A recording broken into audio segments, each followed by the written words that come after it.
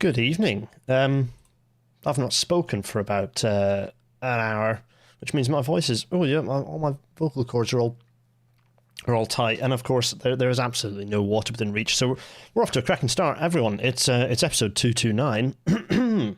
Excuse me, of Rail Matter. Might be a bit of a busy one tonight. I did say that we were going to talk about safety and accessibility, and we are. And now, 2 weeks ago, I apologies for the break, but I needed a rest. Actually, unrelated to events, but I suppose also sort of related. I did promise this episode, didn't I, 2 weeks ago? And now you know why I promised it, or most of you will. Some of you might be blissfully unaware, and if you are, that sounds really nice. That sounds really good.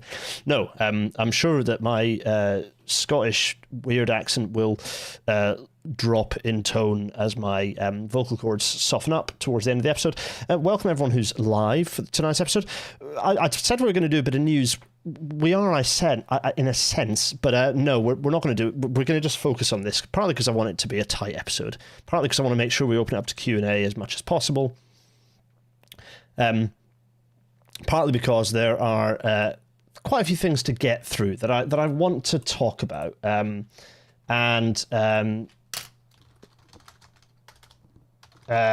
I'm just reminding myself of things I want to talk about. So, lots that we want to talk about, and we're going to press ahead, basically. So, yeah, it's a spicy one this evening. That's right. So, before we do any of that, before we do anything spicy, though, let's talk about data, because it's been a while since we've had a look at the post-COVID travel. Well, COVID ain't finished, but the post-lockdown statistics, or the post, if you like, the post start of COVID stats. I haven't really decided what to.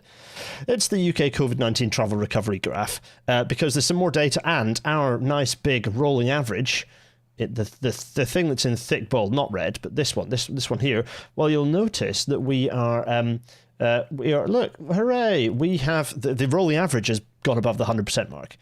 So if the rolling average has gone above the 100% mark, that means that we have very much rolled into the more people are travelling by rail now than before COVID condition. Now, don't get me wrong, that is 4 years almost of lost growth.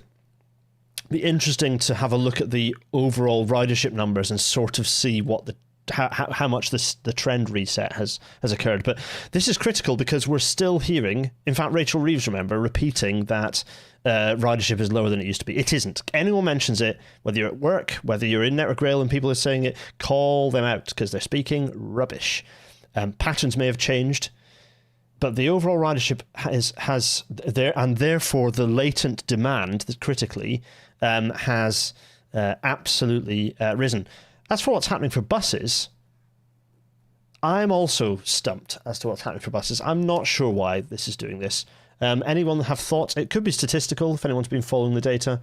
I am stumped by what's going on with buses. But let's pick that up. There is another thing I want to talk about, and I suppose this could be related, although perhaps not. Big note in the data, which is the latest TfL data, Tube and London buses, is not available in this report due to an ongoing cyber incident which occurred at TfL earlier this month. The more recent data will be published once available. That's a bit of a yikes. So, wowza. There we go. So, things to bear in mind for the future. No, we are here to talk about this mug.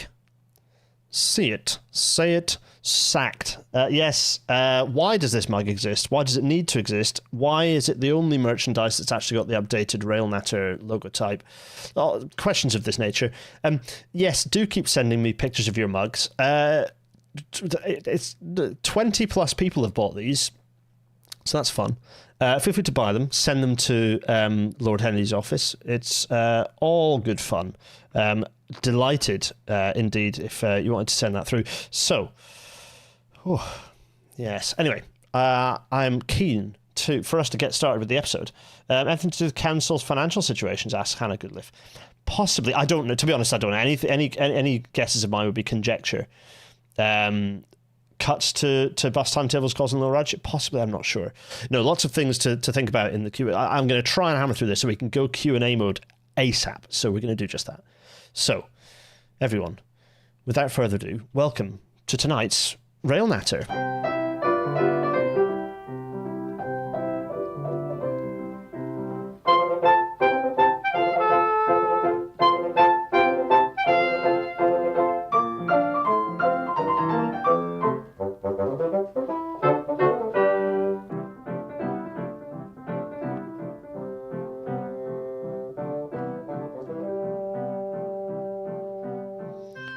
as the Intercity 225 has solidly faded away, let's just jump straight to the start of this story. So back in 2023, I moved role. I moved from Arcadis as a senior engineer over to Sistra as a principal engineer and as their UK professional head of track, which as a role is essentially the technical leadership role. So it's not the role of it's not like a line managerial leadership role. No, it's technical leadership. It's kind of as part, and actually within Sistra there were a few of us in various kind of roles that made up the group. But you know, as professional head of track, the buck stopped with me from a technical perspective.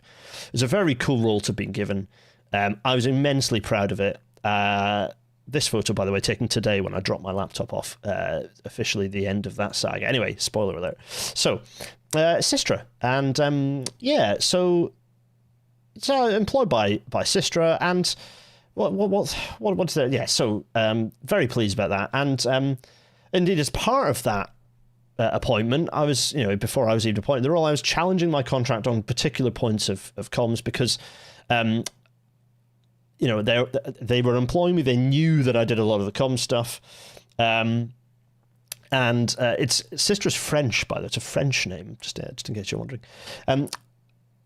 So I'd got a bit of back and forth on contracts. This is an example of some of the contact I'd had in kind of clarifying contract clauses and ensuring that. So having discussed traditional work with our business development director is probably what that says, as well as possibly comms there. We're comfortable that you work in, or might be my line manager, we're comfortable you work in a way that we're not required to discuss specific sister contracts. Of course, we expect that remains the same. Absolutely. So this is basically going, that clause refers to commercially sensitive information, not your media work. Contact comms team, put you in touch with da-da-da in the near future, saying collaborate with X on future requests. So fine.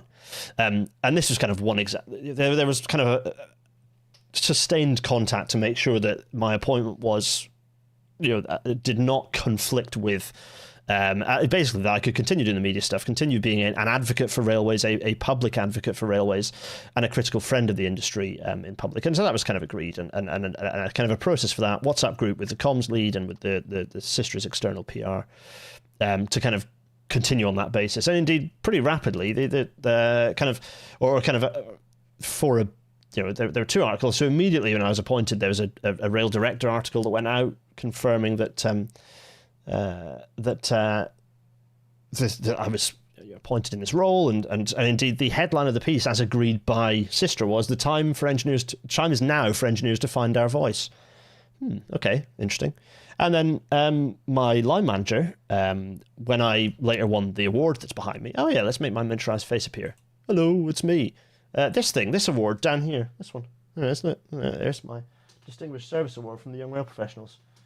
Something I continue to be very proud of. Hopefully I've done the proud in what they've seen of me in the last, what I've been up to the last few months. Anyway, so here's the quote from my line manager. I won't name her, but I'll give the quote. All of us in the team are extremely proud of Gareth. His warm personality and depth of knowledge, together with his ambition for the rail sector, have allowed him to make a real impact since joining Sistra a few months ago.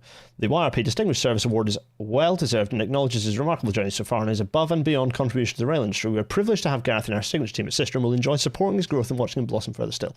That's not the language that would be used that's not the language that would be used to describe someone that they don't intend to speak in the public sphere and intend to kind of keep quiet, right? Interesting. So anyway, so that's just some useful context, I think. To that end, by the way, just brief interludes. Just on the 26th of September 2023, so before any of those articles went out, just worth dropping in and reading this from the Office of Rail and Road. You have failed, and this is addressed to Network Rail, you have failed to implement so far as reasonably practicable. That, by the way, a very important piece of language. So far as is reasonably practicable. That's FSFAIRP, which is the same-ish as saying it is like the inverse of ALARP. So far as is reasonably practicable and ALARP, I might have mentioned these in Rail Narratives before. These are legal tests that, as engineers and any railway practitioners within the industry have to comply with.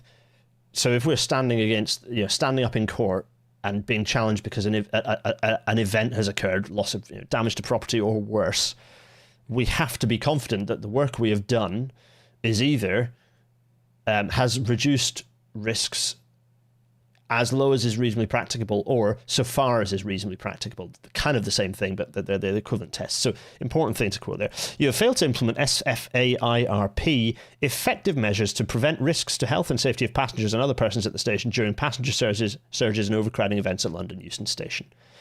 And I require you to remedy those contraventions, or as the case may be, the matters occasioning them, by the 21st November 2023. Okay, so, fine. Officer Raylan Road getting unhappy about Euston. So, shortly after that, I had a little chat. Kind of early April, I had a chat with Katie Rosinski at the Independent. She was writing a pretty good little, what ended up, I think, being quite a good little piece talking about Euston Station, talking about the challenges and the discomfort the passengers experience, and talking a bit about the history, the context. Indeed, she had a chat with me. I kind of probably gave her a bit of inspiration overall for the structure of the piece. She went out and spoke to some other experts about ergonomics and wayfinding. It was very good, actually. I think it was very good. So I was quoted telling this story. I popped up a few times telling the story of the station, and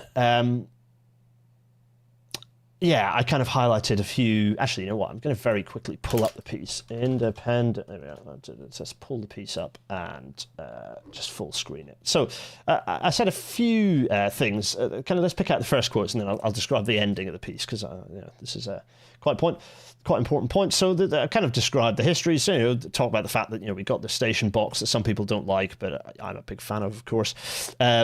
Functional fresh thanks to simple clean lines. It was the opposite of what it is today. Clean, slick, modern, says rail engineer and writer Gareth Dennis. The Elements of Eloquence is a well-recommended book, but these things come naturally. The triplets of words, it just lands very naturally in language, which is why I think I do at least two of them in this article. One of which I suppose is the thing that, not that it got me into hot water, but perhaps by finding its way into the headline annoyed some people. But anyway, so I'm just talking about this. It's really important. This context is very, very important. Talking about the history. Then here I talk about, essentially this is me describing what the improvement notice is about, but in broad terms to kind of explain to the public, and in the context of here's the history that leads to this. So I talk about the fact that station still the same size today as it carried. Actually 6 times fewer trains a day, was me waving my arms around. It might not be exactly that number. So at the rail forums, people spent a bit of time arguing over that. They didn't come to a conclusion though. But basically, the number of passengers is immensely greater now than it was when it was opened in the late 60s. It was opened with the intention of some quite substantial growth. We've exceeded that dramatically. And you'll see when you know what I talk about and why I do these sorts of interviews, you'll understand where I was driving at. So, it needs to be double the size to deal with the number of passengers. HS2 and even Crossrail 2, I argue, might have taken some of that pressure off. So I described the fact that Crossrail 2 was originally supposed to improve the connection between Euston and its underground station. And then that was cancelled, and so HS2 was left to pick up the bill. All that context for why the Euston budget has had to climb so substantially. And then I talk about, like encroaching on the space, and I say, so all of a sudden that station that once felt large and airy feels like a small shed. And when multiple trains are delayed or cancelled, you're talking about thousands of people squished into that space. It's not just uncomfortable, it's not just unpleasant, it's unsafe. A quote I stand by, but you'll agree, this is not some specific targeted accusation. It's me broadly saying that when you have an extreme crowding event, the station is unsafe, in line with the Office of Rail and Roads Improvement Notice, however not contingent on it, as we'll talk about momentarily. And then I talk about some suggestions for fixing it, which, by the way, are all things that others have agreed are the right thing to do. So improving reliability of the Avanti train, both the Avanti and LNWR trains, so that you don't have thousands of people getting stuck. And then also, improving all the way, finishing the bloody wayfinding project, because it's still a shambles in there. It's a mess. Pull back the advertising, get rid of the stupid big screen. Possibly projects to actually open that space out so it feels less claustrophobic, so actually potentially thinking about what you do with the mezzanine as well, because there's perhaps not the right architectural choice. But anyway, lots of things to think about. So, but the whole point of this is the article's pretty softball. This is me very broadly describing a challenge. I've not said it's Network Rail's fault. I've not said it's Avanti's fault. Not even said it's government's fault in this case, which is often a thing I do. This is pretty soft. It's by far by a long way not the toothiest thing I've ever said. So that's an important context.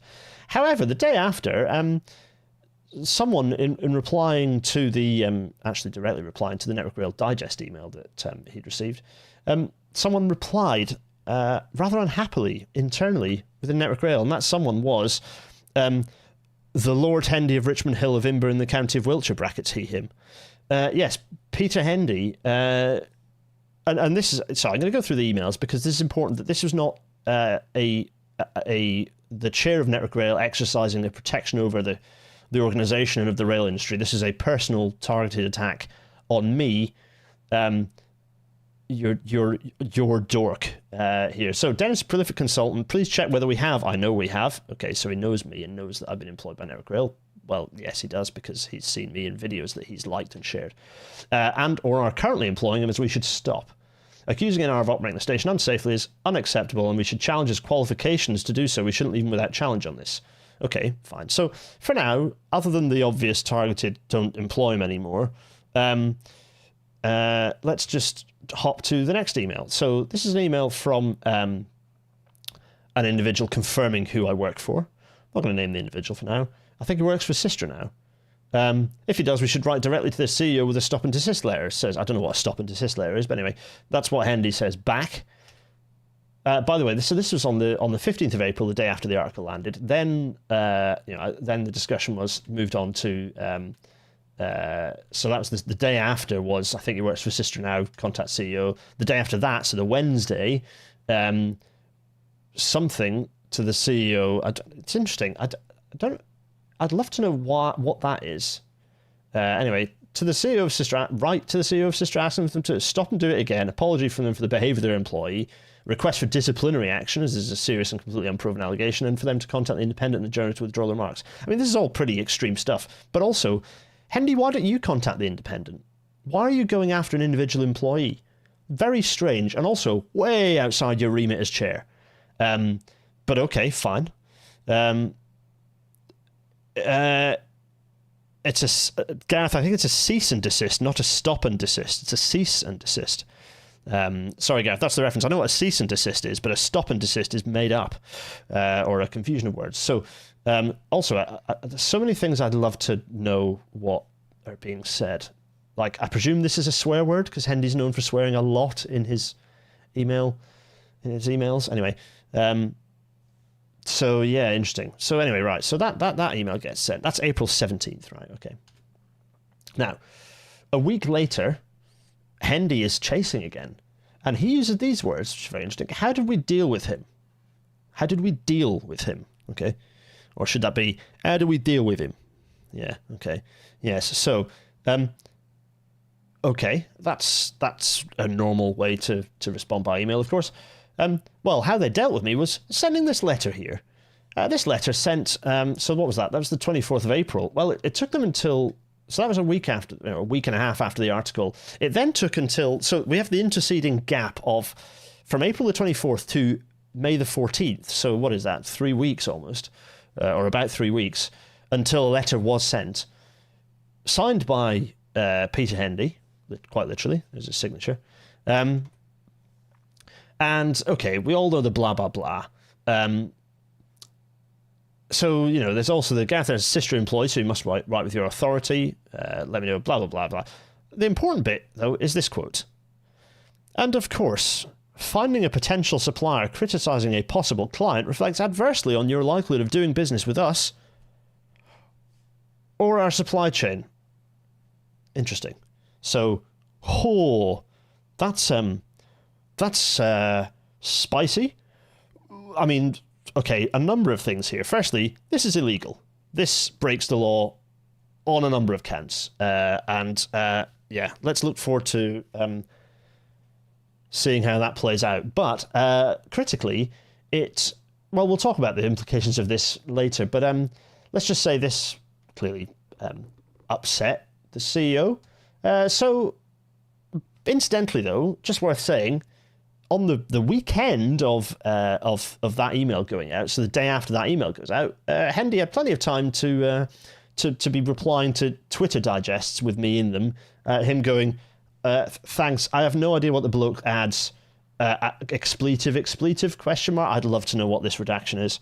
So, so this is personal. The reason I've included this email is because it proves this is personal. This is not some industrial protection.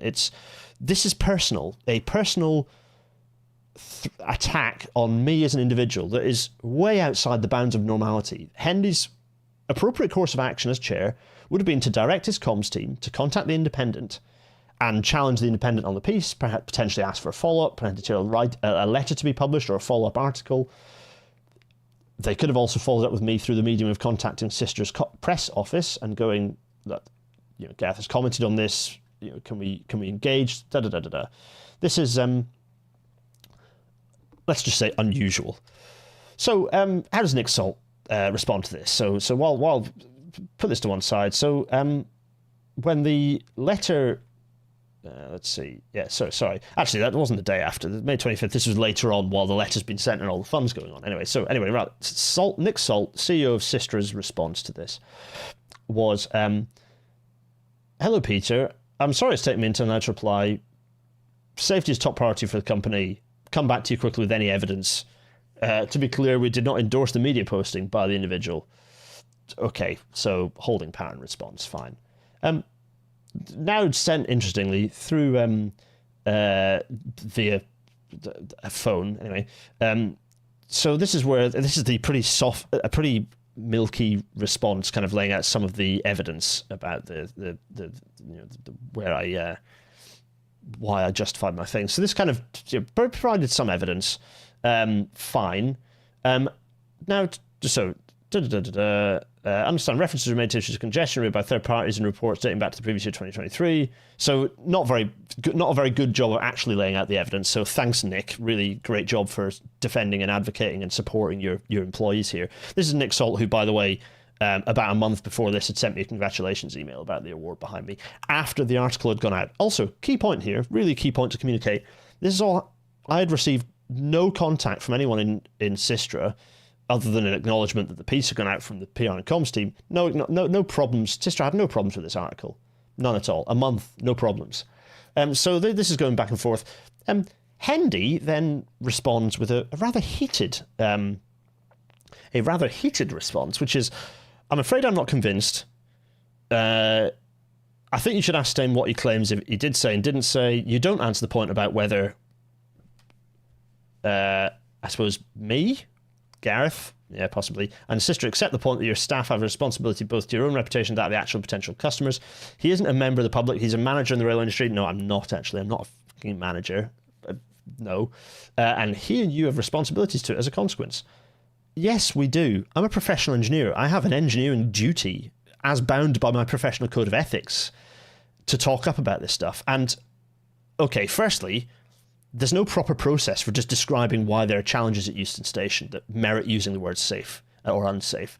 But even if there were, there is no viable reporting mechanism for systemic government-level investment decisions that screw the station up. Also, the RR, having withdrawn the improvement notice or closed it or considered it closed, is a regulator that just because the process would go through them to check or through Cirrus or whatever it might. Well, no, Cirrus isn't the appropriate. But even if I went to the ORR with this, that isn't an appropriate, that's not going to see action. The reason I speak out as through the press or as a journalist is because I'm quite good at knowing how to say things that result in the maximum likelihood of actual action happening. So I'm sorry that as an engineer, I've got my hands on the levers of power in a way that are inconvenient to the leadership of the industry, but I will use those levers to make change happen. And I will do so generally constructively, but sometimes critically. In this case, it was pretty softly critical, The response was absolutely bonkers. So I'm going to try and wrap up soon so we can go into the Q&A session, right? So this is the key line here, though. Looking forward to your reply. If you'd rather, there we go. If you'd rather, I'd be happy to take it up with your head office and shareholders. So, I mean, firstly, a trip to Paris? Is he talking about Paris? What? Happy to take it up with your head office and shareholders. again, a threat. So that was on the 19th of May, the Sunday.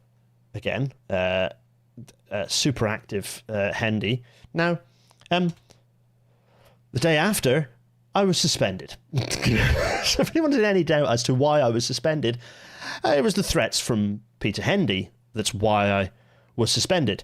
So, yeah, there we go. So that was the end of that. It was related to the complaint specifically from Lord Peter Hendy. Lots of people have said, "Oh, there must be other things at play, smoke on the water or whatever." You know, trying to kind of knit fog. No, this is just it. It's just the Hendy complaint is why I was sacked, folks. It's in my dismissal letter. You can I have provided, posted that on Twitter. You can find it. To all the Green Signaler reply guys on YouTube, you're all wrong. There is nothing else at play. All the discussion about, oh, well, you know, he's a troublemaker is bobbins. Go away, grow up. This is a very clear-cut case of someone was in the right and a load of very powerful people were in the wrong. Power dynamics are real and important, folks. Anyway, so suspended. And then I proceeded to have, let's just say, 3 months of hell while I went through a disciplinary and then appealed it, a grievance, and then appealed that, and all the associated other misery. Thanks to the RMT for getting involved and supporting where they could. But this is a pretty miserable experience. And I, at the 11th hour, did contact Steve Heim, the managing director of the engineering part of the business, to say, Steve, what the are you doing? This is absolutely wild. Are you serious? Do you have any idea of the damage I'm about to cause you if you dismiss me on this? Apparently not. Yeah, so it's just yeah, absolutely. So he did not grasp this. I suspect that the very good comms lead, or I would hope, because otherwise, Gemma, I really hope that you were out of the loop on this call, because as someone, I did reach out to you to contact you to have a similar conversation, as I felt like you probably were one of the few people in the business who would understand the gravity of my threat, because it was a threat, but it was basically a threat in response to being threatened, i.e. getting kicked out of my job for this nonsense, a job that I care very much about and therefore was willing to fight pretty hard to keep. Gemma, I hope you were out of the loop. I did give you the opportunity to speak to me, but I wasn't going to do it by email. It had to be a phone call. So sorry that never worked out. Steve, we had the chat. You had the opportunity. You fluffed it. And Sister have now, well, how long was that? So yeah, 3 months later, dear John, published the Politico story, and everything is sort of, from that point on, in nice public record. And I would describe this as an enormous shitting firestorm. And one that has ended up going as far as it possibly could, because the PM has been bothered by it, I would say probably a few times, to the point where actually the quote is worth being precise about. He didn't say, I have full confidence in Hendy. He actually responded to, do you have faith in Lord Hendy as Rail Minister? To which he said, yes, or his spokesperson said yes. Having previously answered with, on this matter, I refer to the relevant organisations, Network Rail. So he's been briefed and he is deflecting because he doesn't know what to make of it. Worth saying that Hendy is sliding off quite a few event rosters at the moment. So anyway, and there's more to come, my friends, there's more to come, but more on that later. So, John Legend, thank you, John. I'm glad that it's John who wrote this, because I don't think anyone else could have done it justice. John understood the policy, understood the context, he understood the implications, and he understood the impact that it had on me. So thank you, John. Good friend. Journalists are a very important part of democracy, but they're also a very important part of engineering. Like, communicating things to the public is part of our responsibility as engineers. And journalists are a very good part of that, and making friends with journalists is, contrary to what some people warn me and say, never trust a journalist. No, I will trust journalists. I know a lot of good journalists out there. I will trust them. I'm not so jaded as to think that every single journalist is a self-serving Daily Mail writer. So, anyway, the Politico story, well worth reading top to bottom on that story. Very, very good. So. Politico story. Now, I'll tell you what, I'll wrap up and then we'll do some questions. Maybe do I want to do some questions? Yeah, you know what? Let's pause for questions for a bit, actually. So I'm going to go big face. Hi, everyone. So let's have a look. We have got, not too much actually, just Nucker saying, I just can't believe he gets mad over something so small, like it's general knowledge Euston is unsafe, like you've said far more radical things. Yeah, I know, right? Ned Carlson, down with work now, grieve later. In a same world, this would be a down tool situation. Well, quite, yeah. Yeah, do at me if you've got questions, by the way, everyone. Extremely telling the tone of language people like Hendy use when they see their authority being challenged. That's kind of the situation here. Hendy is clear. I've had word of other people around Hendy that he's been annoyed by me before, probably during the strikes when I was speaking out pretty publicly in favour of the strikes from the RMT and others. Aslef as well. Shout out to Aslef. So he's clearly upset that I have my hands on levers of power that he doesn't fully understand or have a power over himself. It's an increasing problem with Network Rail in that they are. I spent a lot of my time and personal effort outside of work defending Network Rail. Right, not a perfect organisation, but I spent a lot of time defending Network Rail and what Network Rail have to do. Network Rail, increasingly from a comms perspective, see themselves as the nexus of all information on the railways and are upset when any railway story doesn't go through them. And to that I say, nope. No. No. Stories can be... People can tell stories about the railways, and sorry, folks, you aren't going to be involved. So I don't know whether it's to do with bloat in the comms team or whether... There are a lot of people I know and care and actually care about in the comms team. And I want to continue to do the good stuff that they do. But, is this a chief of staff and a head of comms issue?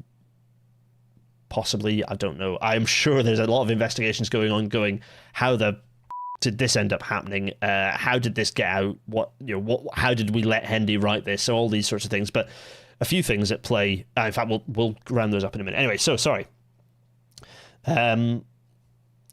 Absolutely do still chase becoming a rail engineer, Victoria. Yes, because we clearly need more of us out there rather than the yeses in a suit that are out there at the moment. Yeah, so, right, a couple of other questions. Michael C. Thanks for the solidarity, by the way, folks. Michael C. Question, how did you get access to the email records, presumably through some official channel, hence the redactions? Two ways to get this data. Number one is the most reliable, although often you get a lot of redaction, is the subject access request. So I did subject access requests to Sistra and to Network Rail.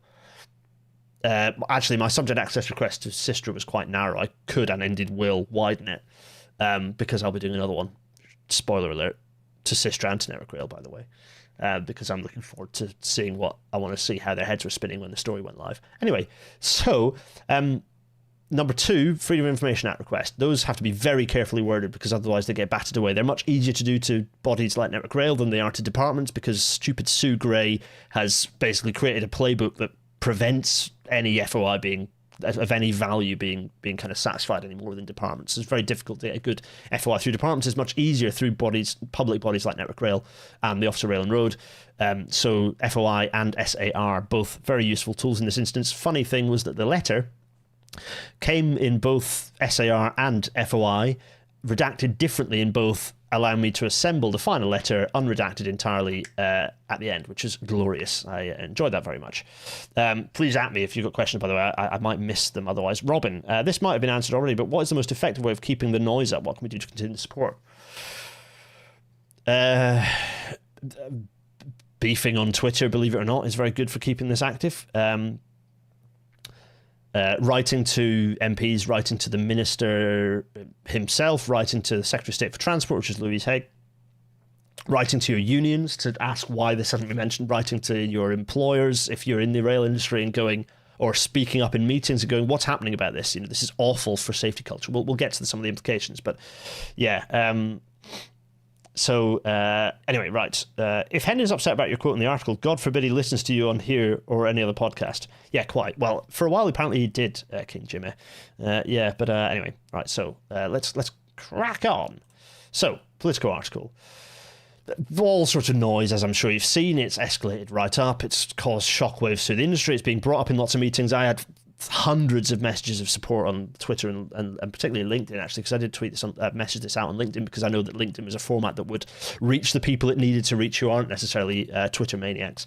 So the Network Rail were the only organisation that released any kind of statement soon after the fact, and then they expanded that into this thing, which is the longest statement I've seen from any organisation on it. It was in the Daily Mail, so they felt empowered. They felt like they could give the longest statement in the Daily Mail. Gareth, I did get the draft. Happy with the wording, yeah. Chuck the draft. There's a thread on the draft in Hendygate on the Discord server that people can input into if they've got thoughts as well. So drop in. So let's just have a look. So I've done a thread going into detail about this. So I'm not going to relive that thread. If there's loads of Twitter threads, if you just at me on the Discord server if you want to find those, where I've gone into detail about a variety of different things and about the implications on various matters as well. So there's various things. So talking about the fact that the improvement notice was raised by the ORR in September 23, concerns were addressed. Now, were they? Because Network Rail have refused any FOI over what that looks like since. They've refused to respond to them. Following further inspection by the regulator, its improvement notice was withdrawn. Neither the independent nor its quoted expert, and they've put expert in scare quotes here. This is verbatim this is in fact a screenshot from the article. They've put expert in, so this is this is defamatory, by the way, Network Rail, so ta for that. Put expert in scare quotes to undermine what I've said, to make it like I'm some klutz. Nor it's quoted expert. It also looks so pathetic. I'm sorry, whoever... Chris, I really hope it wasn't you who wrote this, mate. I really hope it wasn't. Because this is shocking. Really poor show, pal. Anyway, disappointingly, neither the independent nor its quote expert checked the facts before talking about safety at Euston months later. Well, firstly, the ORR improvement notice was still live on their website at this point. Secondly, irrelevant. The Euston station is unsafe. There was a massive crowding event like a few days ago. It's lots of people saying it's unsafe. It is unsafe. Also, I'm a co-founder of the Campaign for Level Boarding, and disabled people speak to me about all sorts of, in chats on WhatsApp, and I kind of discuss all sorts of challenges on the railway, and I'm in those chats, and Euston comes up again and again. And what's the most common word used to describe Euston? Unsafe. Our railway is one of the safest in the world, a hard-won fact that has been delivered by taking safety concerns seriously whenever and whoever raises them. This was not one of those times. Talk about whiplash. I mean, this is very funny that this is a statement that's been edited a bit and people haven't paid attention. But delivered by taking safety concerns seriously whenever and whoever raises them, except this time. What? Okay, fine. And then, of course, the clincher is, because they're trying to make this about the safety question, but actually this is the most important, the really important story here is about how safety gets dealt with and how Network Rail respond to challenges about safety. In the end, the decision on how employee conduct is handled is a matter for employers, in this case Sistra. No, boys, the whole point is that your chair threatened Sistra, who then fired me. That's the whole point of the story. Stop trying to pretend it isn't. No one's buying your bullshit. So, yeah, that's their little article. Now, that isn't the whole picture, because actually, here's the ORR challenging safety issues again. We're alert to this is 9 days after my article was published, and they sent this to the Transport Select Committee. We're alert to ongoing concerns about overcrowding at Euston Station and continue to have concerns raised with us. Interesting. Also, there's another report which was done by HS2 in summer of 2023, and it is very interesting because it's looking basically at what the condition of the station is now and what the condition of the station might be within the next decade and beyond if nothing is done about the HS2 station, or if the minimum viable product approach is taken at the station. Now, here's the thing. This is why I've opened up the independent article, because there are several theories as to why Hendy got upset, but here's one of the potential theories. So I've given you all the quotes. Let's just see how Katie ended the piece, because it's quite a nice ending. This is a kind of basically a paraphrasing and a quoting of me, because a lot of the bits of the article are what I said in the nice chat with Katie. Euston is the start and end point of one of the busiest routes in the UK. We deserve a station that's fit for purpose. Katie adding, I'd even settle for one that doesn't frequently reduce me to tears. But we'll only get that if the people in charge are willing to make big decisions instead of papering over the cracks. and this is my actual quote now, Euston should be a grand gateway station rather than how do we deliver as cheaply as possible, Dennis says. It's never going to be fixed long term without us going, we want something that's brilliant rather than the minimum viable product. Now, let's go back to this. So this is the hate. Now, I was nodding to this specific HS2 report. Now, whether that... I also hate minimum viable product is a thing that the Network Rail have rolled out. One individual has made this happen across Network Rail, and it's a poison. It's a disease that needs excising. It's a boil that needs bursting. I hate any mention of MVP. MVP is a gibberish and dangerous concept that has reversed 2 decades of engineers working hard for us to look at whole life costs and think holistically about rail infrastructure to get the best value for money out of the public pound, if you like.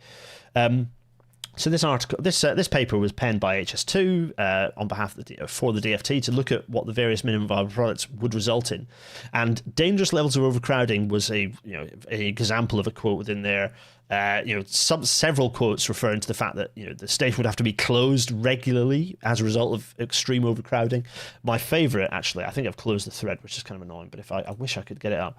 Let me just pop it up. No, it's gone. But there's a quote where they basically say, extreme levels of discomfort for passengers, or something even more extreme than that, which is... Yeah, that's like a euphemism for unsafe, but without saying the word. It's funny how many of these euphemisms get used without just saying the thing. TfL also did some analysis that kind of corroborated this, and other sources in the industry had quoted it. John Stone, funnily enough, had written a piece about this article, which is well worth having a look at. Long-time collaborator, John Stone and I. Anyway, this report, funnily enough, what's Sunak done and what's the current proposal at Euston? One of the, I think, possibly the smallest, the most pathetic of the MVP proposals, which everyone concerned related to this report and responding to it said is going to result in dangerous, unsafe levels of overcrowding imminently and will not solve any problems. So seriously problematic. So when it comes to Euston, any old muggins knows that the station is unsafe, and your views, when you say something is unsafe, those views are not invalid. As an industry, we should not be ignoring or talking down the public's view of things that are unsafe, given that we keep talking about, if you spot something unsafe, you should tell us about it. Well, we cannot say that and in the next breath say, but we're not going to ignore you, actually, when we decide we want to ignore you. It's not good enough. So this is... and the station continues to be extremely overcrowded in when there are delay events or cancellation events or other incidents.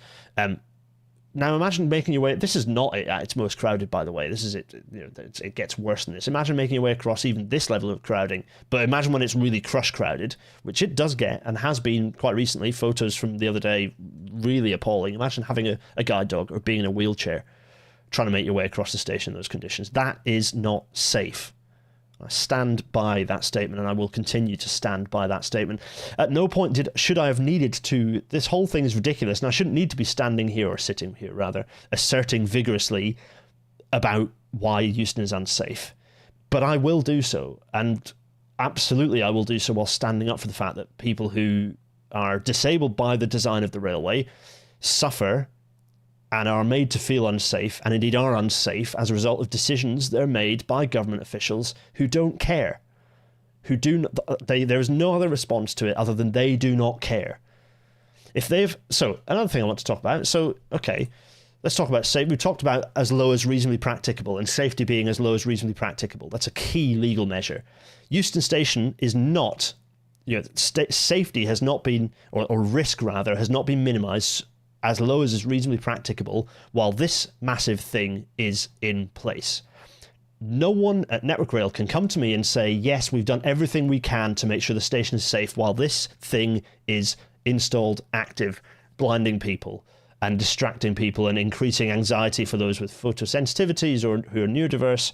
I find this thing unpleasant to be shining down onto me. So for people who have genuine... potentially me on a really bad day. For people who have sensory overload, this is appalling. But it's also, for anyone, just extremely distracting in a large, busy area. So while this thing is up, Network Rail, you have no leg to stand on. I will stand up in court and say, and very comfortably say, while this thing is up, you have made active decisions that have reduced the safety at the station. So you cannot say that the station is as safe as it possibly can be, even given reasonable limitations. That test, so far as is reasonably practicable, or reducing risk to be as low as is reasonably practicable, you cannot say that while this thing is up, installed, operating. It's unacceptable. Now, that was the voice of Arnold Tarling, which we're going to come back to in just a second. I did not, with the Grenfell report, this is poignant with the Grenfell inquiry report coming out last week. Now, I didn't want to be the one to draw those comparisons, and thankfully I didn't need to, because Arnold Tarling was an expert witness during the inquiry, and someone who's been involved in the saga as, in a not dissimilar position to myself, and except that he really was kind of whistleblowing, whereas I was absolutely not whistleblowing. Really important thing to get across. I will come back to questions in a sec, by the way. Arnold had this to say. Now, he doesn't quite get the details right. I'm going to say this up front, but he said this on 5 Live. He doesn't quite get the details right, but you understand where he's coming from. He's kind of referring to the story, and he's in an interview, and that's fine. So let's just have a listen to Arnold Tarling. I have nothing in my own heart that says I didn't do my best. You have a civil servant who said to you, "Show me the bodies." You have the same civil servant at Lakanal inquest saying, "I will not tell the minister." When you have people like that, you've got problems. And those problems have not gone away. We have a situation where a person in a major firm who did work on railways, warning about overcrowding on a platform and how dangerous it was, and the government minister in the Tory government contacted the firm and said, "You must sack him, otherwise we're not giving you any more work." That will lead to a Grenfell on the railways. People have not learnt. So that's Arnold Tarling. He's a building surveyor. He, at the start, you heard his voice cracking. He'd been asked about what he felt when he saw what had happened at Grenfell, given that he'd been shouting up about these challenges. Go and listen to the latest Trash Future. Go and listen to the previous episode of Trash Future as well, which I've actually forgotten to put as a plug later on this. If you want to talk about the relationship between captured regulatory bodies and safety, and what is legally safe and what is actually safe. Now, I've been challenged on, well, the station is legally safe. The Office of Rail and Road have withdrawn their improvement notice or closed their improvement notice. The station is legally safe.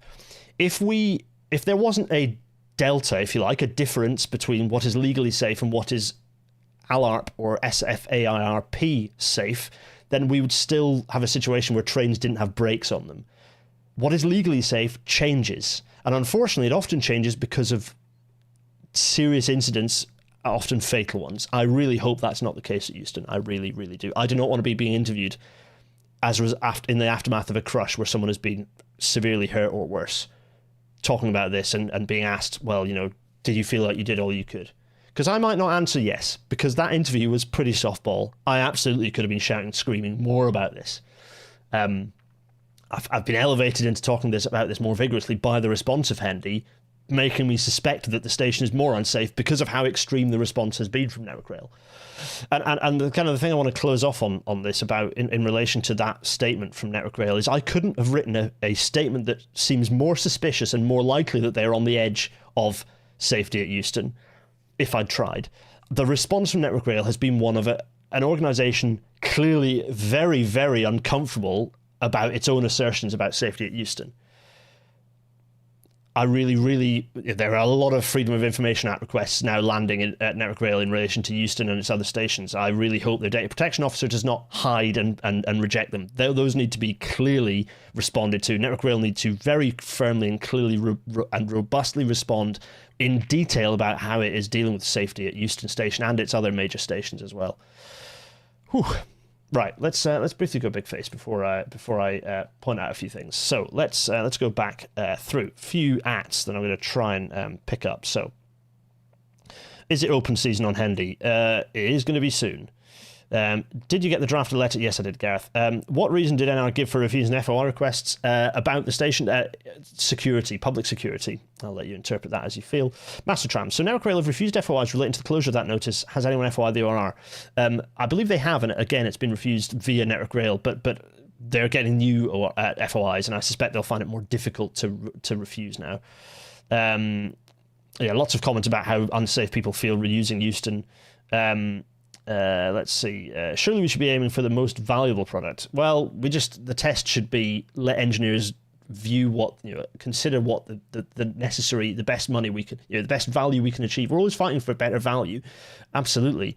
But let us consider what the optimum our engineering judgment is indeed to decide what the optimization between the perfect solution and the best whole life solution is. Let us make that judgment, and then others can perhaps judge accordingly. But MVP is not a useful way to measure it. There's a whole episode on MVP that I'll do. Someone dwell on that. If the minimum viable product would result in dangerous overcrowding, it isn't exactly very viable, is it? Michael C., you get to a key point about MVP and what the problem with it is, which is that word viable. Who decides what viable is? And often the wrong people are. I feel as though MVP is so emblematic of the state of UK infrastructure on the whole. Absolutely, Hannah. Absolutely. It is indeed as misused in tech as it is everywhere else. Yep. Natalie, we as rail natters who care about our national railway, which belongs to us, and as decent people need to keep this matter in the public. I can't be forgotten as a scapegoat. Don't worry, I won't be forgotten. Also, a quick note. Don't worry. I'm not going to make this my whole thing, other than in the sense that safety and accessibility is very much a major part of what I talk about. I'm going to make this my whole life's mission now, is to just end Hendy, because I don't think it's going to take me very long. But normal service will resume. But I do need the closure of Network Rail to publicly apologise, though, because until that happens, there's going to be a challenge in that relationship that's going to cause problems, and I will be continuing to aggressively hold them to account. In the meantime. Let's see. MVP is born from a culture of short-term thinking and sticking plaster politics. Absolutely it is. Let's see. They allow things like this next to roads. They don't allow things like this next to roads to not distract drivers, is what Tim's saying. Absolutely. Christopher Fox. If safety is not at the heart of everything you do on the railway, you should play no part in managing it. People with disabilities are fed up of unsafe situations, especially Euston. Absolutely, Christopher, yes. Excruciating. So, has Mick Lynch said anything about this in the media? Could he maybe further the cause? If you're in the RMT, please write to Mick Lynch, write to the leaders of the RMT, because they haven't spoken out about this publicly, and it's very upsetting they haven't yet. There may be reasons for that could be related to strike negotiations, which or pay negotiations, which I can understand not wanting to jeopardise those. So, if that is the case, then I suspect possibly that could be the reason. I hope it's not because they think Hendy is kind of their mate, because let me just tell you, he is not a friend to the working person. Never mind, Grenfellow's things give me visions of King's Cross 87, says Ned Carlson. Ella is going to build us a Days Hendy hasn't apologised counter. Howard Meow, yes, I did see that you'd encountered Hendy at Liverpool Street making the station manager carry around his hat. Yeah, quite. What's next for me? Right, so let's go back to this, because it's 2050. Oh, good grief. Okay, 2054. Let me just let me go back to my small face and let's go. So what's next? There are a few things I want to talk about. What's next? And then we can if you've got questions, do at me. And hello, Signals to Danger. Absolute joy. Thanks for your shout out, by the way, in the pod. So this letter has serious ramifications on a variety of fronts. Serious ramifications, particularly this bit. Right, this bit particularly. Reflects adversely on your likelihood of doing business with us or our supply chain bit. So let's go through some of the ramifications of this. Number one, supply chain and procurement. This is extremely illegal and also is extremely worrying for the supply chain, because this suggests not only that Hendy, who should have no business in procurement at all, let alone meddling in it for these nefarious reasons, because he's not in an executive role. This is, the buck stops with Haynes, not Hendy. But for Hendy to be meddling this throws up a lot of worrying questions about any previous procurement processes. It throws up a challenge as to, by the way, a very interesting unhappy scurry. Yes, please do send me a DM on Twitter about RMT stuff. Thank you. Interesting other side effects. So Hendy's son is a very senior manager in Mace Group, and Network Rail say it's not a problem because, that's fine unless it's Hendy. And so Network Rail said, well, he has no part to play in procurement. Is that true, though? Because he's just sent a letter saying he does have control over procurement, and also all of his charity gigs that he presides over, all the supply chain players chuck thousands and tens of thousands of pounds at his selected charitable causes, suggesting that they do see that he has some role to play in procurement. So, just going to put it out here, everyone go and have a look at Mace Group's contract awards and have a little, do some FOIing and SARing about those. Let's just have a little look. I'm not saying there's been anything illegal going on, but the Telegraph story that picks this up, which actually is pretty good, to be fair to the Telegraph, a rare shining light in a couple of things, the ways they've covered this. Actually, they've it was a bit of a fawning piece about Hendy, following probably meddling lots of editors, but actually the lead, they very much buried the lead, which is Hendy might well have been fiddling contracts to in favour of his son. I'm not saying that's what's happened. Absolutely not. That's extremely actionable. But I'm just saying that it's not viable for Network Rail to just say he has no role in procurement when he sends letters like this. Another factor, he sends letters like, for him to have sent this letter, which is very transparently illegal by multiple forms of legal recourse, whether it's tortious interference or whether it's the Public Procurements Act, is that right? Is it the PPA 2015? People know better law, but there's multiple counts where he's doing illegal things.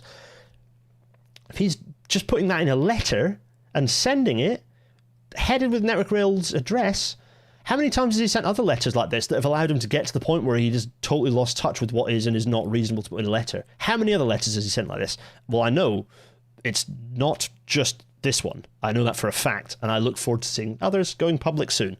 The other factor, he didn't just say Network Rail's work. He said, or our supply chain, suggesting that he can somehow meddle in other companies' business processes. Ooh, now that's annoyed quite a few people, and I suspect, well, I've seen a few. Quite a lot of angry letters have found their way either to the Rail Industry Association or directly to Andrew Haynes, the chief exec of Network Rail. Ooh, is what I'm going to say about that. Right, what else? Protection for people who speak out. So, engineers lifting their head above the parapet and talking about things openly. Or just protection for people who talk about the rail industry and who advocate it, who don't just clap like seals, but actually go, I want a better industry, and these are the ways it needs to be fixed for it to be better. You can't fix the future if you haven't fixed the railways can't fix the future if we haven't fixed the railways. So, that was my book, by the way. I've tried to avoid plugging it too much through all this because I haven't orchestrated this as an elaborate sales pitch for the book, by the way. Just, I do have a book to sell, and I also now have no form of major employment, at least not in the immediate future. So, in terms of protection for people who speak out, none. So this is interesting because a lot of my colleagues have messaged me going, we raised this within our, particularly engineering consultancy, in fact, indeed, in Sistra, going, so if we raise a close call, and that close call finds its way up to a senior manager or further up, ends up in Network Rail, are you going to sack us if they don't like it as well? Because this, and we'll get to the next point, we'll come to accessibility, we'll come to safety momentarily and what this means, but this has a chilling effect on the industry's safety culture. We're going to get to that in a minute. A chilling effect. Now, what about Hendy's legacy? Well, okay, overall Hendy's legacy, and I might pick this up on another episode, overall Hendy's legacy is not a great one. We've had an industry that's had we had the May 2018 timetable collapse, we had electrification cancellation, we had a decade of no movement on accessibility. There's no rolling program of accessibility work. We've seen the budgets for AFA basically reduced. We've just seen no major action on accessibility for the railways throughout the whole time Hendy was in charge, despite all of his grovelling apologies to people like Tanny Gray-Thompson and others. Not a single bit of actual meaningful action on infrastructure, which he has direct control over, or trains, which he absolutely could have lobbied for. So no progress on accessibility. It's absolutely appalling on that front. What else in his legacy? So the May 2018 timetable collapse, how can we put this? The about face of government on deciding whether railways are a good or a bad idea. He's overseen that. The Network Rail modernisation, huge raft of strikes. His legacy on all of these things is not actually a great one. And I think, with the benefit of hindsight, we will not look back on Hendy's legacy at Network Rail favourably. Just as a lot of people do not look back on his leadership of TfL favourably. So, yeah. And on safety, I just want to, on the industry's future, right? Do we really want this guy and this fixer and this old boys club type guy who will be surrounding himself with other old boys? Do we really want the future of our industry to be shaped by this man and his mates? My answer, no. This is one of the main reasons that I'm escalating this. All of these are reasons why Hendy has to go. But the most important one is safety culture. In the aftermath of the rail track and early network rail fatal accidents, the early privatization, major prominent public rail disasters that threw the safety reputation of the industry to its lowest ebb in its history, I would argue, certainly in its modern history. Extremely publicly visible, and as a result, a shaking to the core of what the railway industry, how the railway industry was perceived to consider safety of those who travel on it. The rail industry fought very hard to win back that perception of safety, the perception of safe operation with the public. Fought very hard for that. What Hendy has done is thrown that into the fire and shown that we do not have a safety-first culture. We have a reputation-first culture for the industry. And for that singular point, that's the most important reason he has to go. The industry has to show that his ilk, people who behave like him have no place in this industry and they have to go. It's as simple as that. It is the chilling effect, the effect this has had on safety reporting within the industry, outside the industry for people who are external in the public, and what the view of their network rail shouting and screaming that Euston's not unsafe, and then they're travelling through it feeling unsafe. The idea that their views are just ignored, it's so damaging. Hendy has led this, and he has to go. He cannot remain in place as the rail minister. Oh, I feel very strongly about that. No, he has to go. This man cannot remain in post, and I'm delighted to say that I suspect he won't be in post for much longer, because this isn't over yet. There are a few other things to point out. He made his millions from First Group, and if you trace through his career, he's been a very staunch defender of First Group's interests. Well worth just having a little deeper look into that, including, by the way, open access operations that First Group want to expand massively, and also want to start occupying on the West Coast Main Line as well, that happens to run into Euston Station. Interesting. I couldn't possibly say any more on that, but everyone, I have receipts. And let me assure you, we're not done yet. There is more to surface, whether it's the nuclear option that I might have just alluded to, or whether it's the story that's going to be coming out in the next couple of days, I think probably Friday morning, or stories over the weekend, or follow-ups about safety at Euston that will absolutely vindicate me. All of these things, this is not done yet, and there is so much more that we collectively can do. I just want to shout out to all of you, actually I'm going to go big face to do this, all of you, for the support that I've had from you lovely lot. It's been immensely powerful, and has helped me to feel like I've done and I'm doing the right thing. I didn't mention the NDA, did I? Don't worry about the settlement agreement. Yeah, I was offered a non-disclosure agreement at the start of this whole process, after when the suspension thing came through, and Hendy had threatened me. They offered you can go, we'll agree a nice little statement about why you're leaving, and then don't talk about this ever again, and have a little bit of money. It was an easy thing. It was an easy thing for me to ignore and reject. At no point was I going to progress it. Doesn't mean I didn't string them on for 2 weeks, because they took ages to get the paperwork together. I stretched this process out as long as I possibly could, because time is a great healer and a cooler of spirit, a cooler of tempers. Didn't end up working in the end, but anyway. So more to go. Right, let's answer a few questions before we round out. So, please do update me on the RMT situation. So let's see. Natalie, Hendy has potentially kicked a beehive about transparency and openness. Absolutely. Sir Cora, could those other businesses who won't contact Sister include Mace? Thanks, Sir Cora. Yeah, well, quite. Please do at me, and my name will go red if you've messaged me, so I can spot your questions. Signals to danger. How others who have a platform are treated is very much a concern. Absolutely, especially those who have the minister as an ultimate boss. Yeah, quite. A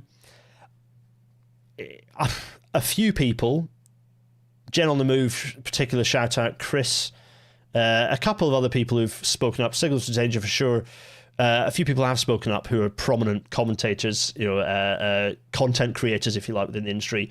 I'm a little disappointed at those who have not spoken out. It was an opportunity. I know there are some perhaps watching how all this lands, but some of you know me very well and know that I would not be doing that there aren't nefarious, I've shown that there aren't nefarious reasons for this. The time to speak out was kind of 2 weeks ago, and it still is now. Now's the time to speak up. To those journalists or rail industry commentators who've tried to muddy the waters and said, well, there must be more at stake, I've shown you to be wrong. The time for you to stand up and to say, no, I got that wrong and Hendy should go is now. Speak up, folks. There's a wrong side of history and a right side of history here. Don't be on the wrong side of history. What else here? Natalie, I was fired in the NHS for raising concerns about ward staffing and patient safety. This was after the North Staffordshire scandal. Natalie, yeah, horrific, absolutely. Jack Martin Leith, the cybernetician Stafford Beer, originator of the viable system model, defined viable like this, and he should know, capable of independent existence. Yeah, interesting.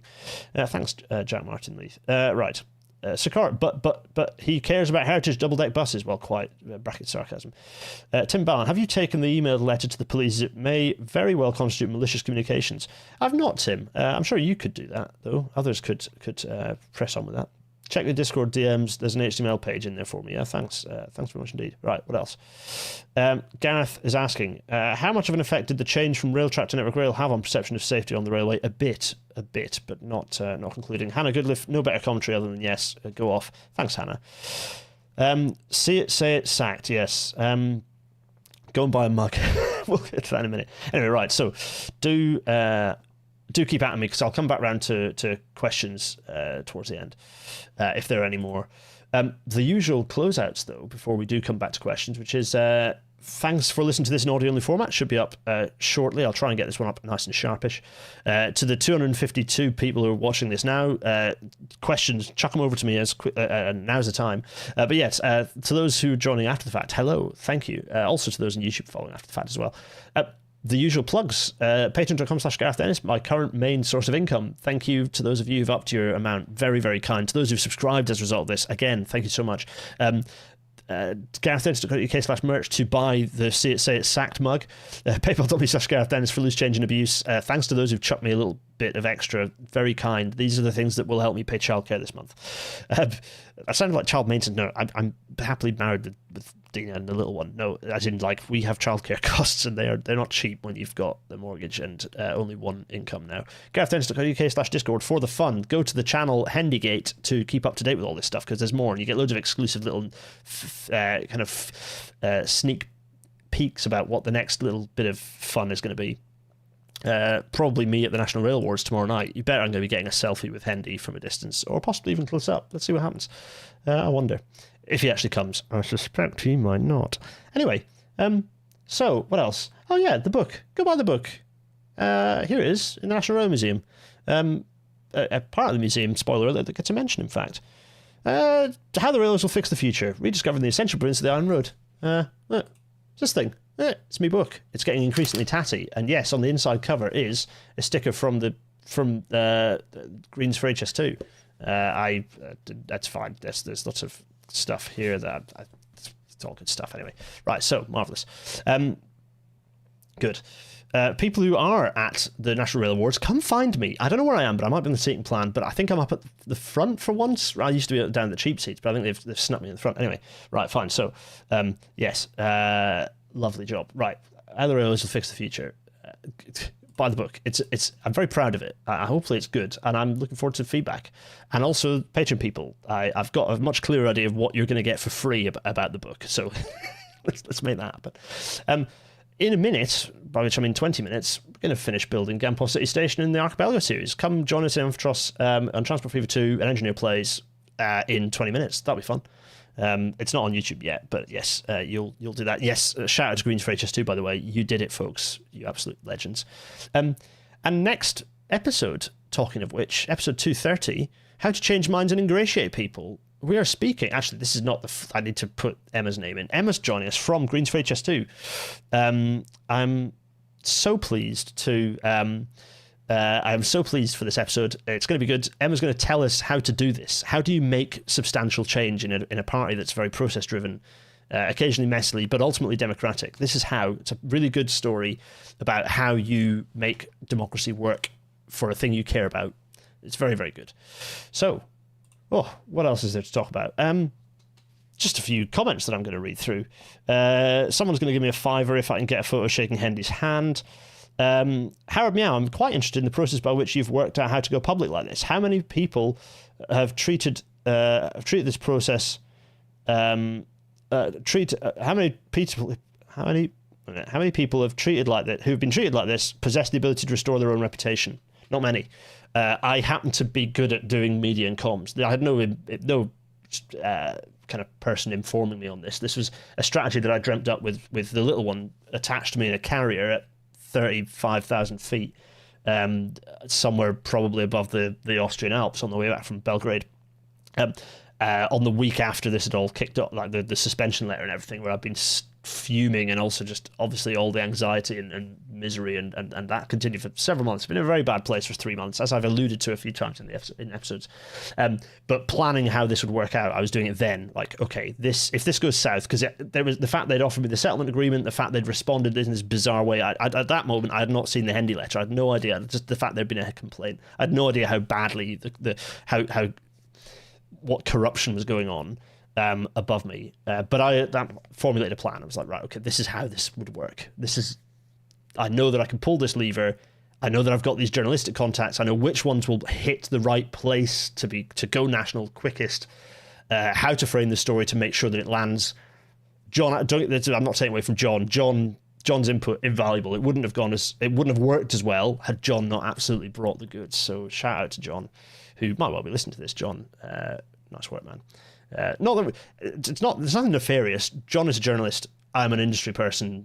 We've spoken a lot, but we're also, I don't think it undermines the piece to say that we're good friends. But well, we certainly aren't after all this. I owe him an infinite supply of pints. No, working with journalists is a very important part of what I do, and it's part of why this story has gone big, because I had those contacts.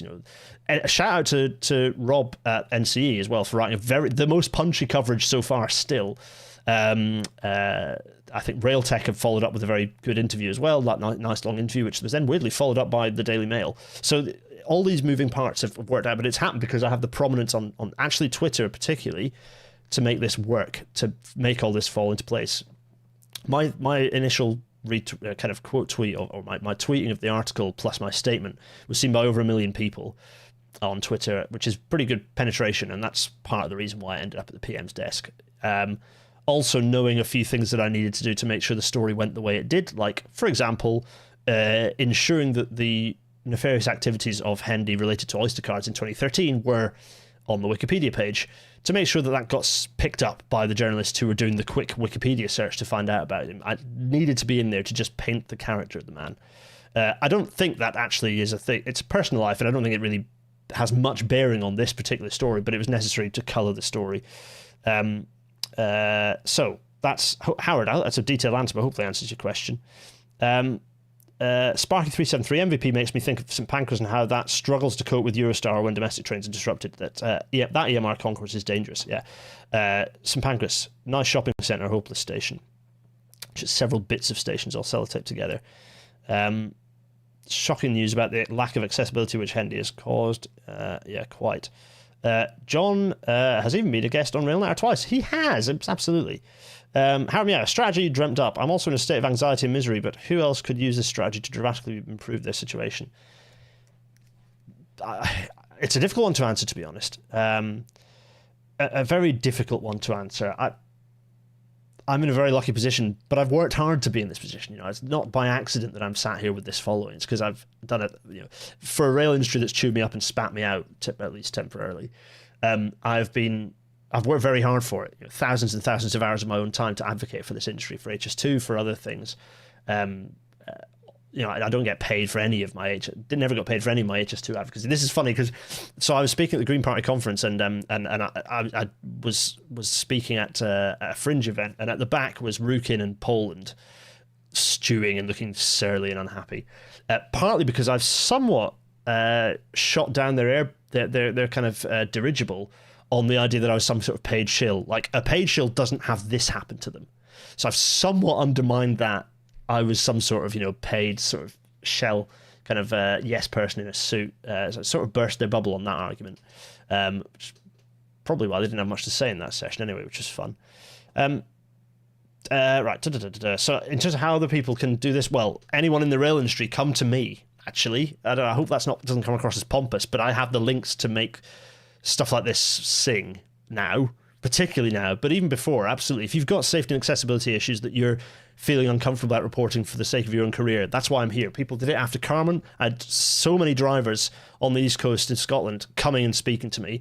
Others do things about strike deals, about people who aren't uncomfortable and don't feel safe reporting things publicly, come to me anonymously, and I'm very proud that I'm in a position where that happens. Occasionally, and I'd say, when I do a call for messages, people go, what's any of your business? Like, well, I'm a journalist, I'm someone who advocates and cares for the industry, and I have this platform, and I use it as best I can for good, also for shitposting, which has also annoyed a few people. But hi, I'm a human. I've got to this point by not being a LinkedIn zombie, but by being an actual human that people know who I am and what I think and what I do, being a completely open book. Another reason why I could never assign the NDA. I'm just an open book. That's just who I am. And for me to sat on this for the last 3 months has probably contributed to my discomfort, actually. But the people who are upset that I've had humour through this and used humour through this and haven't just put the story out there and stayed quiet like some sort of demure. I don't know what you're thinking I'm supposed to do, but I've got where I am because I'm visibly human. I'm not going to suddenly change that. I'm going to do this. I'm going to shitpost, man. I've been unable to post for 3 months. I can now post. I'm going to damn well post. What else? Questions. Hannah Goodliff. You mentioned a while ago about some assets you had lying around for potential merch designs, and if someone with some creative know-how would be willing to lend a hand. Hello, Hannah. Oh my goodness.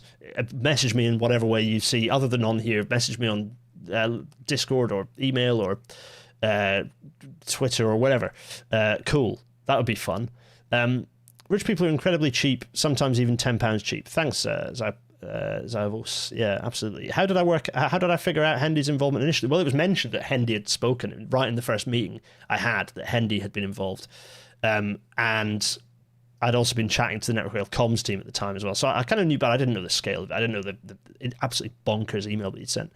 What's next for me after hopefully all this is somewhat happy ending? Well, I've already had job offers for engineering roles, so to an extent, I couldn't have, without the prominence that I have, and I knew that going public would help to allow me to move on professionally. I will always be an engineer. I'm not going to drop engineering because I love it. I love designing railways, and then they appear. I'm not going to let go of that.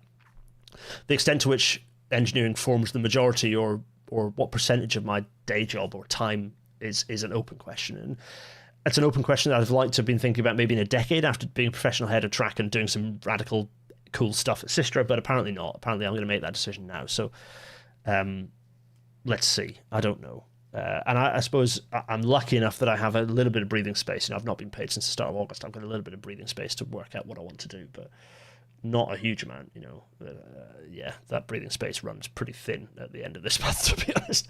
Ouch. So every little helps on the old Patreon, so thank you very much for that. Howard Meow, not necessarily media contacts, but just the sheer ability to get yourself out of the state of anxiety and misery through a strategy dreamt up on my own.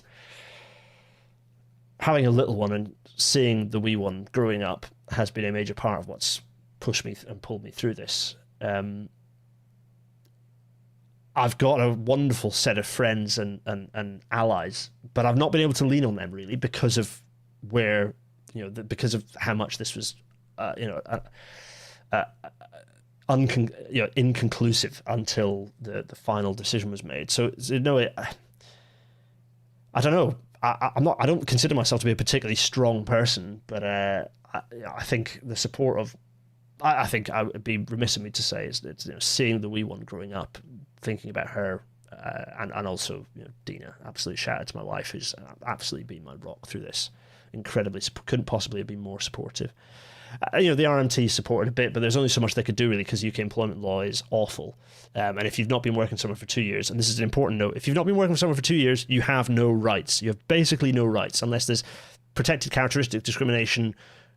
You're basically stuck. You have no rights at all. Very, very difficult. Natalie, when I was sat by the NHS, I had no union support and no press contacts. I nearly went under, but my mother and friend kept me going. Keep yourself safe. Make sure that you do reach out. Don't do it alone. So yes, I had people. I couldn't reach out to everyone I wanted to, but I did have people. Make sure you reach out to someone. Find someone you can confide in. I'd say, don't do it absolutely alone. Something's wrong in the state of Denmark seems to sum this up. Oh, thanks, Simon C. Yeah, quite. Surely this is the worst possible scenario for how you could possibly be treated by an industry. Yeah, probably. Rukin muttered to me after the conference that he thought we'd walk it. I didn't dignify him with a reply. Cynical so-and-so until the end. Yeah, quite. Not a huge Rukin fan, to be honest. So, let's go. Natalie, you do what you need to do to keep yourself safe and validate yourself. Posting is an important part of capital M, capital H mental health. Yeah, for sure. Oh, that episode, the next episode of the series is coming up, episode 80, very soon, isn't it? Right, okay, marvellous. I'm not going to read out your kind words, but thanks for the kind words that are coming up. Gareth, in particular, it's very kind of you to say. As well as Hendy's free Oyster cars, the articles all mentioned you have been left unemployed with a 1-year-old child. Yeah, that. Have an immediate strategy, folks. It's an important thing to mention. We told my dad about Pandle clips and how you like nerding out over P-Way. When we visited the Epping Ongar Railway earlier today, engineering clearly runs in my blood. Anyway, right, enough of that. Thank you so much, everyone. I'm going to draw a line under this. Pre-order the book because I want people to read it. I'm proud of it. It's an absolutely left-wing book, but there's hopefully partly it makes the case for socialism in a broader picture through the lens of railways, but it has value for all sorts of reasons. I'm hoping to radicalise a few more railway centrists into becoming full-blown Marxists by the end of it. So that'll be nice. Anyway, everyone, thank you so much for sticking with me on this one. It's ended up longer than I intended to be because the Q&A is really important. But I will see you all. Am I going to right? So in terms of I'm going to do one of these about. I'm going to do a book channel on the Discord. Is what I'm going to do. The rearranging. How can you just Google the book and you'll find where to do pre-orders. You can do it from the Evil website. You can do it from Repeater themselves, my publisher. You can do it from Hive. There's a variety of places you can get the book for pre-order. Very easy to find. I'm going to wave. Everyone, thank you so much. Your support has meant that I've. The fact that you've been there and I've had you mostly weekly, to provide me that support has been absolutely invaluable. Just endlessly important for me seeing this through, and also maximising the impact of the old media strategy. So watch this space. We're not done yet, folks. Cheerio!